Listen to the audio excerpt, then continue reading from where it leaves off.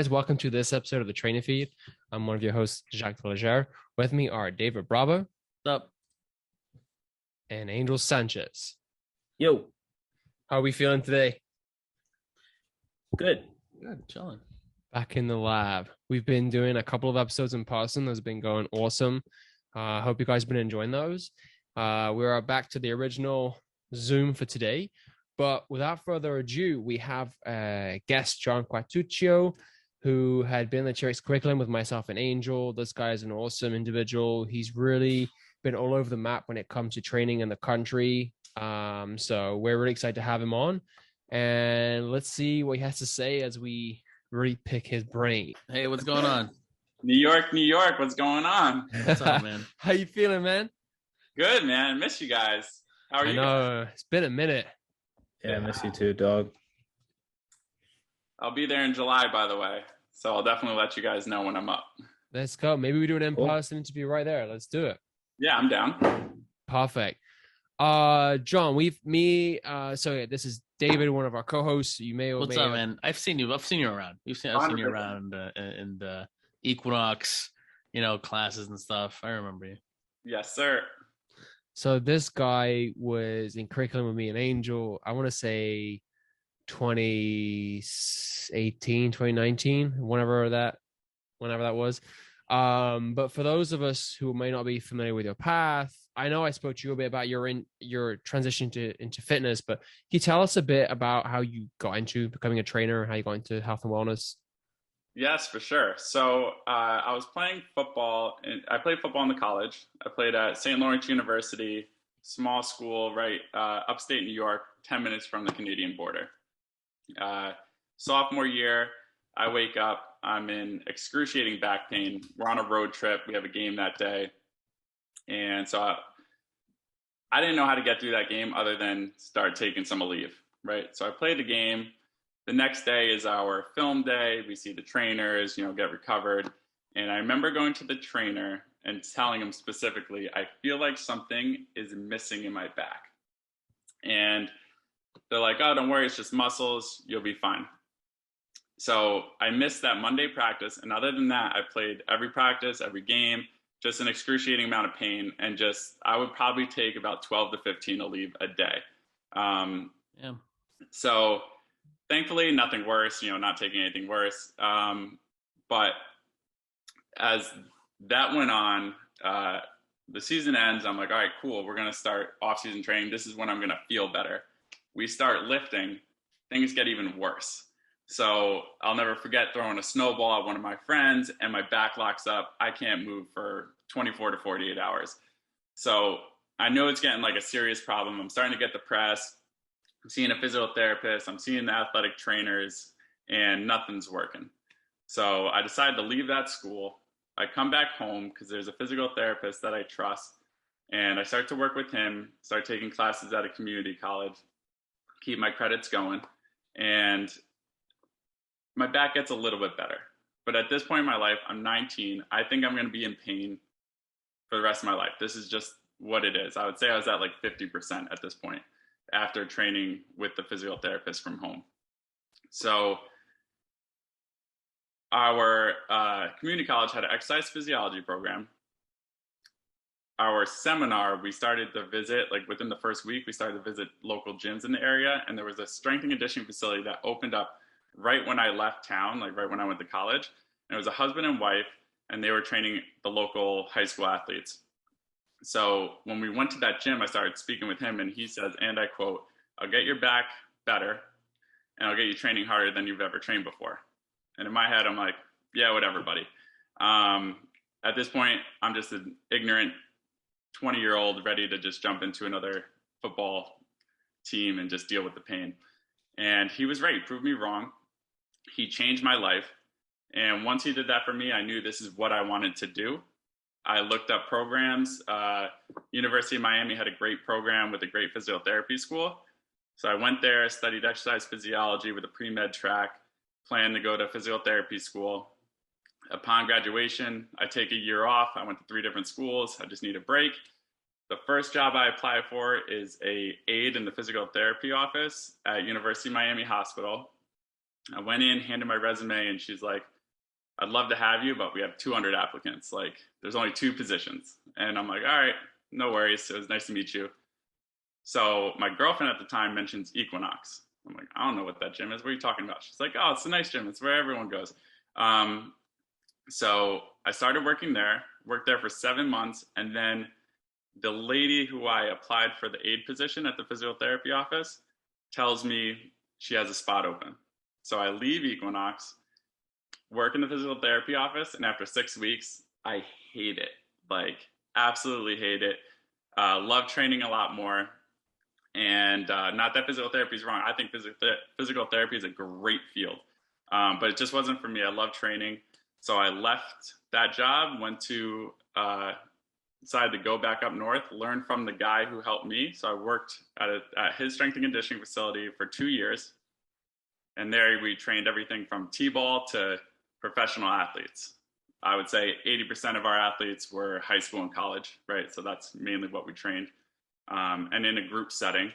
So I trained there for 2 years, knew I wanted to move to New York City, loved Equinox. So moved to New York City, jumped back in with the crew. That's where I met you guys. And the rest is history. Without grilling that industry that you were in for 6 weeks, what was it about that rhythm that didn't really sync with you?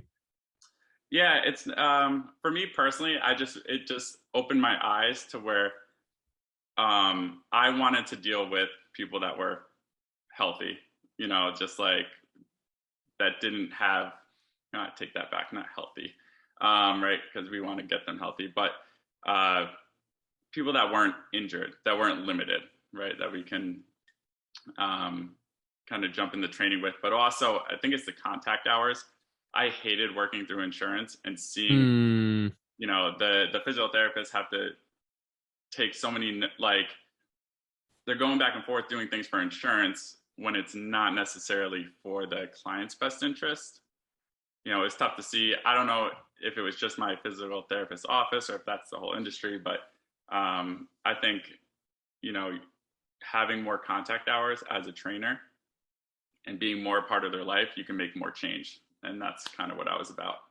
And not just spending 20 minutes with them. And that's not to hate on physical therapists, but when I had done physical therapy back in the UK and spent an hour or whatever time it was, and coming here and getting 20 minutes and then being like, okay, do these. I'm like, you're just like, yeah, go ahead, do this band of steps. So that to me threw me off. And it sounds a little bit as to what you're saying, even though as the patient, we might not have seen, if I guess have been a physical therapy, the insurance side of things, but it really can be something as simple of, we don't take your insurance, we can't treat you, but you just, and kind of what you're alluding to with Equinox is, because it's a different realm in that sense, you just sign up for training and you go from there regardless of your insurance. Like, I mean, they're 2 different matters, but I can hear what you're saying in terms of it just seeming similar in the practical sense, but when you have to deal with insurance, that changes the scope of it, I imagine. Yep, and having to release patients before they're ready just because their insurance wasn't covered, like that's brutal. That's fucked up. Yeah. That's like so you're ready to go. You're ready to go, go, but you're actually still on crutches. Yeah, no, you're good, man. Like you're good. See if you have another surgery, but until then. Yeah, it's tough, and that's why training is so important, right? We're that bridge. Like, I think everyone that leaves physical therapy should go into personal training in some 100%. I agree. John, I had a question. Whatever happened, or what was the reason for your back that gave out? Did you ever figure that out? Did you ever seek any other, like, another opinion of what was going on with your back? Yeah. So, well, it's actually funny. It's something I left out is like the first doctor I saw was surgery. You need surgery, right? Yeah. We're going to fuse your back. I was like 19. And then thankfully I got a second opinion where he was like, if you were my son, I would not get surgery on you. So one, always get a second opinion. But yeah, if I knew what I know now, this would have never happened. Or when it did, I would have been able to fix it because it was really poor lifting since I was 14 years old. Yeah. Plus contact sport. Had poor mobility, poor core strength, and just wasn't moving correctly, right? We all know how important movement is. And, you throw that onto a contact sport. So what I believe it was. And that's All what right. fixed it. That's what fixed it. Having a good trainer and developing a good program, that's what worked. Yeah, it sucks that sometimes the first course of action for some people is like surgery, and even if they don't get a second opinion, the first thing they're like, oh well, all right, I gotta get surgery. And then when you're like 19 and they're like, we gotta fuse your spine, it's like, all right, that's insane. That's like Yeah. super like out of nowhere, very like extreme. Where something that could help is just lifting properly, I guess, proper progressions, and getting stronger to be able to do everything you wanted to do. And I definitely believe if I had that surgery, it would have been a harder route getting back. Yeah, I may probably, have yeah. issues today. So, but in the long scheme of things, that back injury was the best blessing I've ever had because now I'm doing what I love. So Nice. Something positive always comes out of something negative like that. I feel like you don't want to go through the injury, but something better comes out of it. Exactly. Well, how do you center your training now? I guess when you're with your clients, and how would you, I guess, show the potential client some new training modalities that they're probably just not with? Everybody has their own modalities that they're comfortable with or they've heard before, and here you come, maybe, right? It's like, hey, so we're not doing that. This could probably be a better route for you. And how would you convince a potential client to trust you enough to take them a different route that they're used to? Well, I mean, definitely what you just said at the end there, gaining their trust, right? Mhm. That's everything. So I think to gain their trust, number one, you need to meet them where they're at. Yeah. So at this point, and actually in my career, I mostly deal with body composition changes, right? So I'll get males all the time. Like the common thing is they want a six pack, right? And their follow-up question will be, how many crunches do I need to do? And you want to tell them like, no, like one, we're probably never gonna. I don't want you to train your core like that at all. But you got to meet them where they're at, and maybe sprinkle it in a little bit here or there, so they're unaware of what's going on. But once you get them the result, right? Now you have their trust for life. So I think it's meeting them where they're at, getting them the result, and after that you have their trust, and then they're with you. That's true. I mean, a lot of people that I work with, even we've been working for a couple of years now, and they still come with I guess the first thing they tell me when you get into the Equifit or the assessment, it's I want to do X, Y, and Z because this is what I saw. And then later on they'll be like, hey, so I saw this online, I saw this on IG, I saw this on TikTok, are we going to do this? And I'm just like, let me see what it is. And it's like, whatever, like a single leg weighted box jump, and my client can't even do a squat or something, right? It's like, all right, well, we probably won't do that, but then maybe you could sprinkle in a little bit of single leg work later on, and then they'll be like, oh, we're kind of doing it. In a way, it kind of feels like you're how would you say it? Just giving them a little bit, just giving them a bone to keep them happy for a little bit, but also showing them the benefits of it and how maybe in the future, maybe you'll get into that single leg box jump, right? Right. Well, when it comes to, I think, new trainers, and right now with the gyms, I guess, I don't know, full capacity maybe. I mean, I don't know if a couple of my gym isn't at full capacity yet. I don't know how yours is, Jacques, but you're getting a lot of new trainers, or we're getting a lot of new people that are coming in trying to start off, their training, I guess, careers.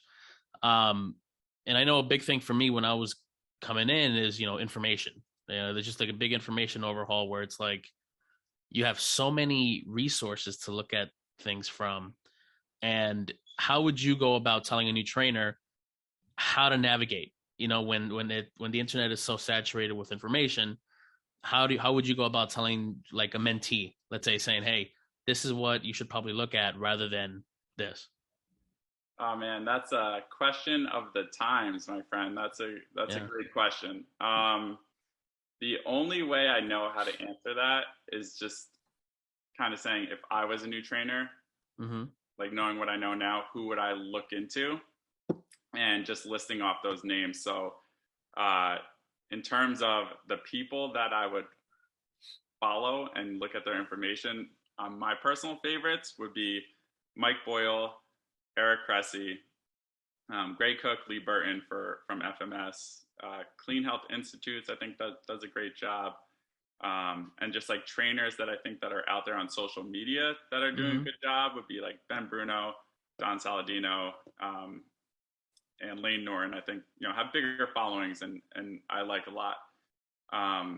That being said, the certifications I would do as a new trainer would be Mike Boyle's CFSC, with the Certified Functional Strength Coach. I think that's a great one to teach you how to train. For nutrition, I think Precision Nutrition does an excellent job. Clean Health Fitness Institute also has a lot of online courses with nutrition and training the general population. So especially for body comp transformations, I think they do a good job. Kettlebells, Strong First, and FMS I think is necessary to understand movement, right? And to keep, number one thing we've all been drilled on as trainers is make sure your client is safe and healthy first, right? Do no harm first. So I think FMS is super important in that. And if you are in these types of certifications, it's the education is super important, but it's the meeting the people that are in those classes with you, which is going to help open up new doors, right? You're going to meet new trainers who are good, who are going to introduce you to more good trainers, are going to introduce you to their good, information that they're getting from different people. So the community you get from those certifications, I trust, and like the people you meet in them is what's going to help open up new doors you didn't see open before. So yeah, definitely. I think that's what yeah.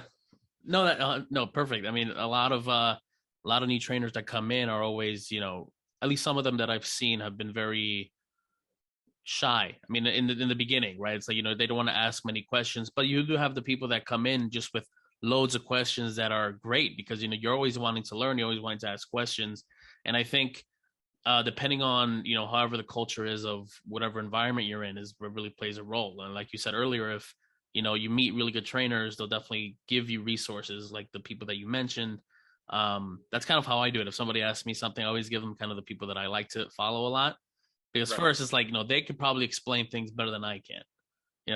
Even with some clients are always asking me, what does this mean? What does that mean? And I give them the best explanation I can give them. But eventually it's like, if you want to read more, because we could do an extra session just talking about, how to do a deadlift or how to do a squat. But I think giving them the good information, also gaining the trust too, right? You don't want to just give up, just ended up like, giving them so many people that they're like, okay, you're giving me too many people, right? But one last question before I give it off to Angel. You mentioned earlier that you work with mainly body recomposition clients. Yes. How is the conversation when you have people that are not reluctant, but they don't want to give up 100% or 75% of how they've been eating, going out, sleeping, but they still want to put the work in to, have some sort of body recomp. Right. How do you like find the balance? How do you find middle ground? So the number one phrase I use all the time is progress, not perfection, right? So I think that's extremely important because a lot of clients, the first aspect is all or nothing, right? I'm on a diet or I'm off a diet. I'm on a program or I'm not on a program. And so getting to understand that this is now a part of your life, right? How can we make this sustainable is number one.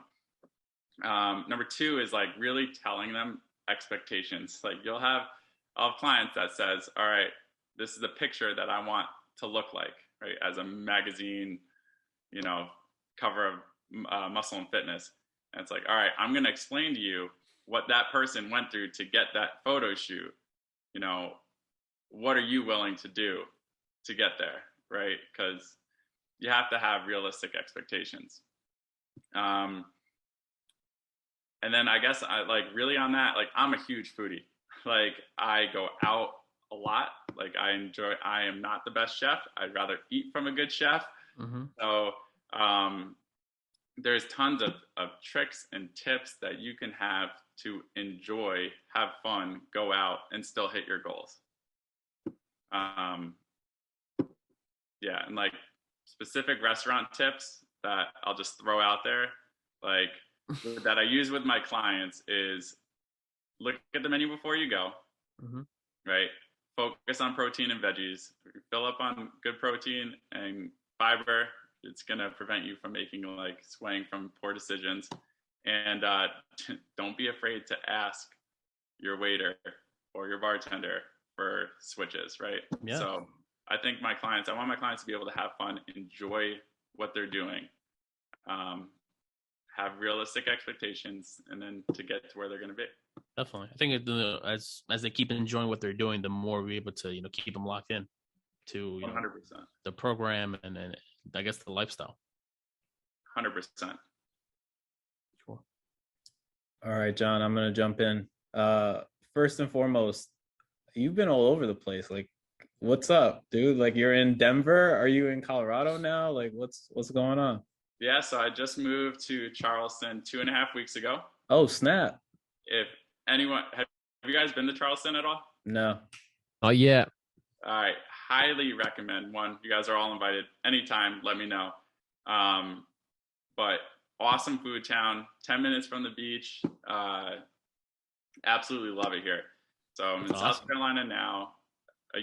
So for the past year and a half, I was living in Breckenridge, Colorado. Mm-hmm. So right at the base of that mountain, which was a blast, which is why you guys saw me snowboarding a bunch. Mm-hmm. And before that I was in New York City, lived in Miami for a little bit. So that's dope. No, it's really cool to see you like touching bases all over the place. And I almost I feel like I'm one of those people who gets their roots in one place and I just kind of like stay there. I know Jacques made the trek like overseas to come to US, more specifically New York. Me and David are like rooted in here until David builds up the courage to go to Chicago. I think David's moving to Chicago eventually. Why would I move to Chicago? Because you got your best butt over there, man. He could be there. He could be there. I could be here. All right. Congratulations, we'll see. By the way, to Sebastian. Yeah, shout out, Sebastian. But no, I definitely love the fact that you're like you're not just fixed in one place. And I always love the fact that you're not afraid to make a jump to a new environment and then go from there and do whatever you got to do and keep building your business while on the move. And it kind of segues into my first question or my second question, which is, do you train virtually and how have you had success with that while moving from place to place? Yeah, so I train 100% virtually. And the reason for success, I'd say still 90% of my business is coming from referrals. So delivering a result, right? You get a result, you're going to get a referral. That's still 90% of my business. Number two, and a mentor told me this, I don't know how accurate the numbers are, but it makes a lot of sense, is that 80% of your client's experience is going to happen on onboarding.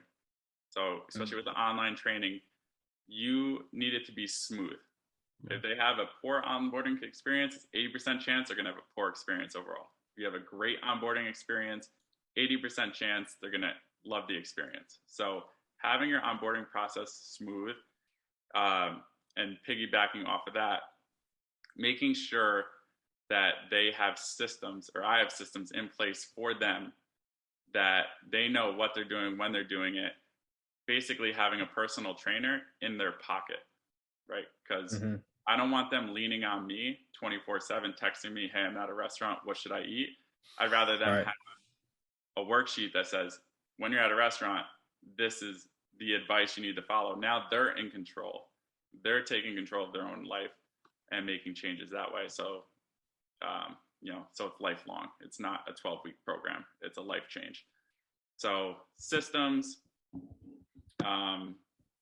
referrals and mentors. I honestly spent, I think, 20 grand worth of mentors to get this going and continuously working on mentorship. So invest in yourself. If it's not going well, spend money to make money, right? So No, definitely.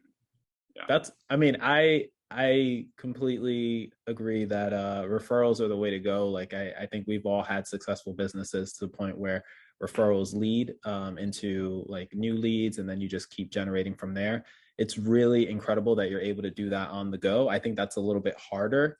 And personally, maybe, it's a little bit easier, but I think it's harder because it's not like you're seen there in front of the gym with like 30 or 60 eyes on you, and then people can look at you week to week and see the progression. Like, this is word of mouth. But generally speaking, with your principles in mind, that's how it works, right? Like, a client has a great experience, then they tell somebody else who goes to you, and then it goes from there, right? Or it's like a family member or something like that, and it's more natural growth. So it's surprising, but it's not so surprising. It seems more challenging, but also at the same time, it seems more natural. Like, that's what we've been practicing for a long time, right? And you're 100% right with that. And something that I didn't realize was so effective when I switched to online was literally asking your clients for referrals, right? Saying, hey, I'm launching a new program. I have 5 spots. Do you have anyone that may be interested in? Almost all the time, I get at least 1 or 2 that are like, yeah, actually, let me. So that's something that I never did in person. Like, you don't, like, I never asked, probably because of your reason, Angel, of usually people see you. You know what I mean? And people would come up to you. But online is harder, and for me, and I think you're right. And for me, it has been harder. But once I started asking, I was like, oh, that was a lot easier than I thought, So just putting it out there. Cool. That's awesome. I wanted to kind of pivot to thinking like big picture. I know that starting as a trainer is a little bit rough. We've all had our rough patches and our difficult experiences. But if you were to take a look at your career in the fitness profession right now, and you were to identify one of the hardest points in the career for you, what would that be, and how did you overcome that obstacle? I know it might be a few. I know it is sure as hell is for me, but just if you can identify one, and then just talk a little bit about that. Oh man. So I could identify one common theme, right? So I'll say 3 instances, but with the same theme. So when I started at Equinox in Miami, when I started at the sports training facility, and when I started online, probably progressively in that order, we're each a little bit harder. But the whole point is, when you start your new position, is always the hardest, right? And the only way to get through that, because you're new, right? Like, when I started at Equinox in Miami, I had no experience. So I admit, I sucked. Like, it sucked. I was failing, whatever. You leave your ego at the door and you fail forward. As corny as it sounds, it's just true. So I think we're all in this profession because we have a passion for it. So it makes it easier to keep failing. But when you reach a point to where you want to make a jump, for me, it was like going 100% online. Understanding that you are going to fail and having the growth mindset of being like, I'm going to suck, but I'll figure it out. So honestly, I think it's all about growth mindset. That's awesome. So like, just if I can summarize a little bit, what you're saying is like new beginnings or starting something that's different has always been the challenging part, right? And that's been the theme. And obviously there are like those smaller obstacles that come with it, but overcoming it is mainly in part of like having a positive or growth mindset to help you get through those rough patches. Is that kind of like, 100%. Am I summarizing correctly? 100%. Cool. Awesome. No, I think it's helpful not only for us seasoned veterans, but then also newer people who are getting into the industry for the first time, and they get hit with a wall and they're just like, I don't even know what I can do. So I think it was worth just touching base on that. And then the last thing I wanted to ask was, where's the next stop for John Q? So obviously you just moved. So that kind of answers that one. But what's up? Like, where are you heading? Where's, Google Maps, you got the little like arrow, right? The arrow just keeps spinning. Whenever I think of John Q, like the arrow is moving and moving and moving. Not that it's a bad thing, but right. Where's the next spot? I think this is it, man. I feel like I just like said like I'm about to marry a woman or something. Like it's like I found the one. Like I love Charleston. I love it. I've only been here 2 weeks, super early. But the plan coming in here was to live here for a year, and if I don't like it, all my friends and family are back up in Connecticut, like Long Island, so I would go back there. But this is what I've been looking for. I believe every winter I will still go out west to snowboard. That's my thing. I like it. So, but I'm hoping this is the last stop. No more. Every time I see this guy, it's like, is it Sean White or is it John? He's killing it. Shredding these slopes. I'm like, this guy. I thought this guy's like commercial for SX Tricky 4 or something. I think I sent that to you, right? I was like, when am I gonna play with you on the game, eh? Yeah, man. Well, when you come out, I know you like the mountains, right? I've skied a few times, and I've done a couple of black, what do you call them? Black diamonds. Yep. Which is pretty much was just me just stopping the whole time. But I'll hit the rails, I'll hit the slopes. But I can't snowboard, I ski. But what? Oh like shit. Okay. Oh, look at it. Oh, must look be at nice. this guy. Oh, this This guy. fucking guy. I've But never what tried it. I'm down to do that though. If we should do that if yeah. you right, all of us. Yeah. I think it's fun, right? Isn't it the most absolute, like you just lose yourself on the, I said this like I'm a pro, you just lose yourself on the slope, right? And like you just kind of like let Lose everything yourself go, over the cliff, right? and you play the Eminem song. No, anyway. Oh. But I was gonna before we let you go, because we want to be respectful of your time. So what, I guess in summary, what propelled you to go to Charleston, and then what like about being in what part of Colorado are you in again? Breckenridge. So Breckenridge?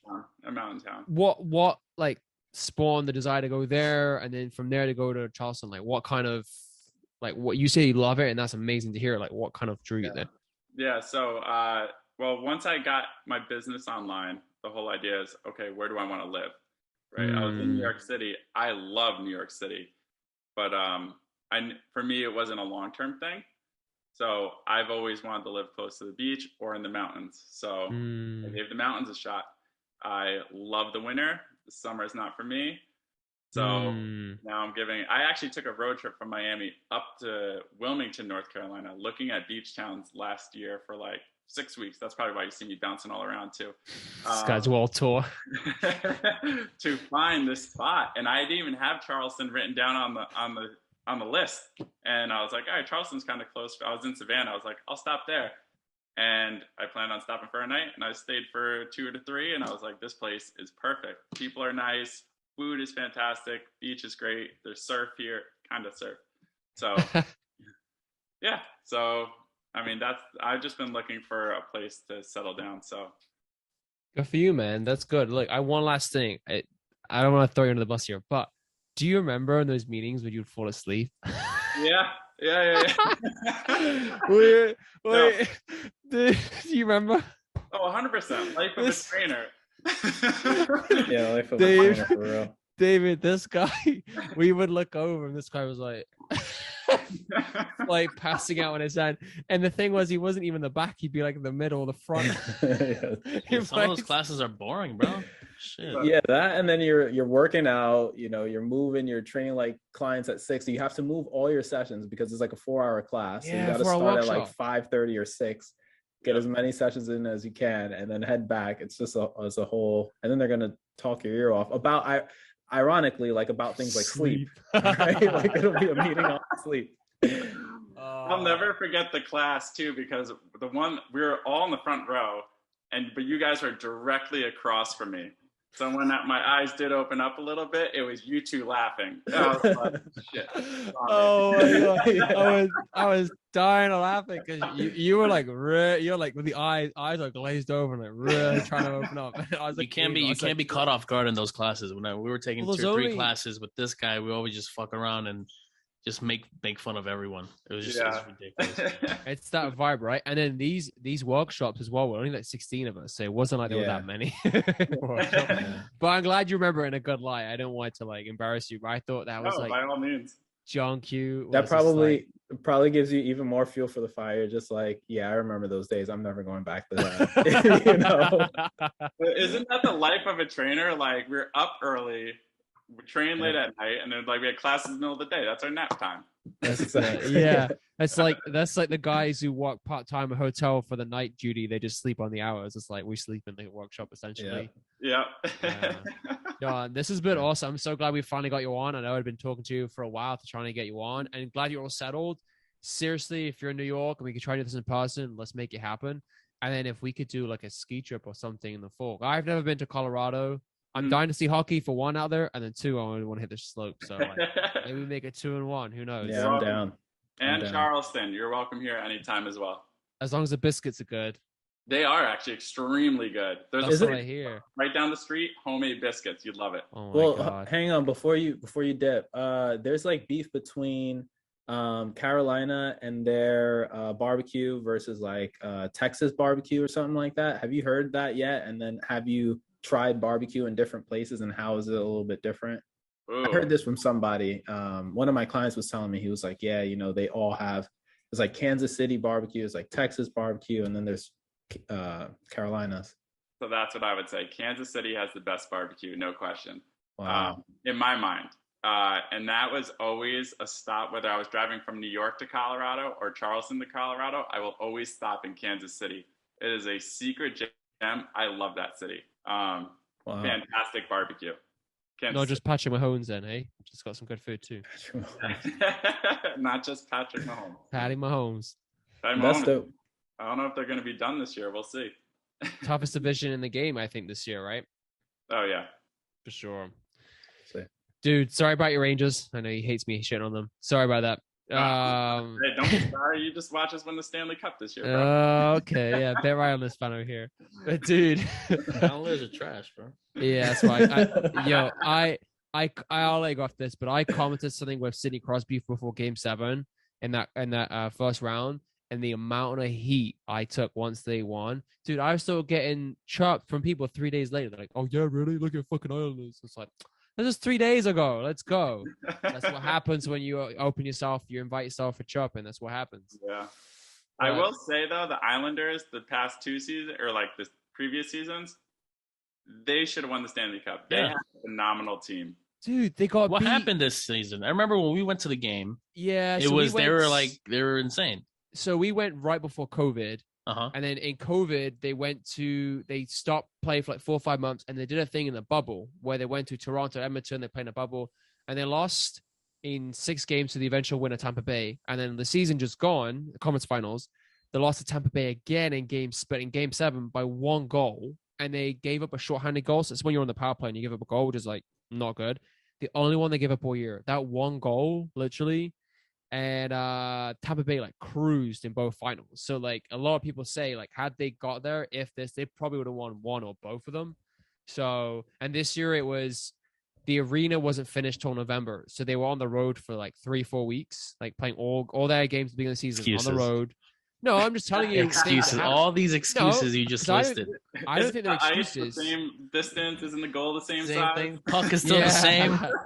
Oh, look, I think if you're professional athletes, you should be able to handle that stuff. I'm not blaming. I don't think it's. And then when they about to open their new arena, they had just come from a road trip in Florida, so half the team has COVID. So when they're opening up this brand new arena, which they've been talking about for 5-10 years, half these people none of the fans even know. Like, who is this number 14? I don't know who this schmuck is. And so like it was a little bit of a rough start. Why are you so mad, John? Because I think they have expectations to win. You got the conference final 2 years in a row. The next step is and all the writers in the NHL, half of them said they were going to at least make the final, if not win it. Half of them, the experts, not my expertise. They're NHL, and that's what makes playoff hockey so good. Like, yeah, it's such a different animal. Yeah. It's a different animal. I know. It's phenomenal. The part, and we'll let you go through after this, but the part I like about the playoffs when your team's not in it, you can just enjoy the quality. Yeah. It's kind of the same in the playoffs in the NFL. Like the Giants and Jets are so trash, they'll never be in there for the next like 25 years, which is whatever. You can just enjoy, like I said, watching Patrick Mahomes, watching Joe Burrow torch it up, or like even what's his name? Josh Allen from the Bills. That's like the closest thing like New York has, right? New York upstate. And that's totally fine. I think that's good. That makes you enjoy the game a bit more, I think, sometimes, honestly. But dude, we've taken up so much of your time. We really respect it. We realize that you just moved. You probably got a lot going on your plate. Let's definitely look at having you be interviewed in person when you come to the city. You said July? Yeah, I'll be up there July 4th, like for 6 days. So July I'll let you 4th. know for sure. Perfect. All right, let's definitely make this happen, dude. Bring some biscuit. Actually, joking. If you want to bring them, that's a bonus, dude. Such a pleasure seeing you and hearing from you, man. It's so good to hear you doing while your business is thriving. We really appreciate you joining us. Yeah, right back at you guys. Thanks for being on. Thank you. Is there thanks, anything if any? I'm sorry, I completely forgot to do this. If you want to plug in your website, your Instagram, like you want to plug it in right now, so anyone listening can reach out to you. Yeah, so my Instagram is John John_Quartuccio, which is QUARTUCCIO. Follow me there. If you have any questions or want to contact me, just DM. That's the best way to get a hold of me. Dude, such a pleasure. Thank you again, man. All right. Thanks, man. you. Have a Thanks, good day. John. It's good Enjoy those seeing you. biscuits, brother. All right, be good. Later, guys. Keep up the great work. You too, man. Thanks. All right. Later, guys. Deuces. What a guy. I love that he took the sleeping thing pretty well, though, as well. Why wouldn't he? I think I don't know. It's just because I think it's pretty fun. never spoke to him about it, but I always just see him just like passing out hardcore. So it was good. He was always a really cool guy, though. We always got along with him really well. And then I remembered, because you brought up the hockey thing directly after. I remember we were in John had left the company at the time, but we were in some Tier X meetings, and this was over the summer or spring into summer, and it was playoff season, hockey playoffs. And you were on mute, but like I could see your little guy on the Zoom call just like freaking out and screaming because you weren't paying attention. You had like the computer off to the side, and then you just kept looking at like the screen of the TV, and then you just started like screaming. I think it was that. It's either that or it was tennis. I forgot which one you were watching, but you were watching one of them and you were going off and you were screaming, and you were muted, obviously. But I just saw you, yeah, exactly, waving your hands at the screen, and then you get back and you're like, "Oh, so Jock, what do you think about sleep?" Like, You need it. Are you erratic? You need it. Yeah, man. That's and my melatonin. thing. You need it. Melatonin. No, enough melatonin in my body. But now he's a super cool cat, and cool. I'm a little jealous actually. He's been able to really, I like he was really enjoying life on the slopes, Colorado. I hear the life out there is awesome. And then I don't know too much about Charleston, so I'm definitely down for us to go and visit him. I think there'd be a lot of. I've heard about the good food down south too as well, so I think it'd be a really cool thing to get him in person July. And then try to go do down some there. stuff in Breckenridge too. Yeah, I want to snowboard for the first time. I want to ski. I want to snowboard. I want to try I think all that skiing stuff. is easier than snowboarding if That's you what I first pick hear. it up. I Yeah. think that personally, but I think most people say that. That's what I've heard. it's a blast, man. Like it can be a little hard, but it's like it's a lot of fun, honestly. Mhm. There's nothing like it. So Spend definitely so worth much doing. time in the damn snow this winter. Might as Yeah, well might as be well. out there on the slopes. Can you ski in your Tim? In what? In my Tim? Tims? You can try. We'll make In a my video. butters? Let's Oh, get it. snap. GoPro. David is Tim. He's just gonna the- roll down the hill. The And puff die. jacket and the Yankees fitted. And That'd be the dope. Jenko jeans. No. No, Oh my no, god. we don't wear those. All right, Yeah. Let's wrap it up. this. Yeah, let's wrap this thing up. Before we get to too deep a rabbit hole, as we do. All right, guys. Thank you so much for joining us on the trainer feed. Feel free to follow us and subscribe. Trainer feed. What's the discount code? Roan. Got Roan stuff. The trainer. The feed. trainer feed. Yep. There you go. Get your Oh, 15% snap. off. And we'll catch you in the next one. Be good, guys. Peace. Bye.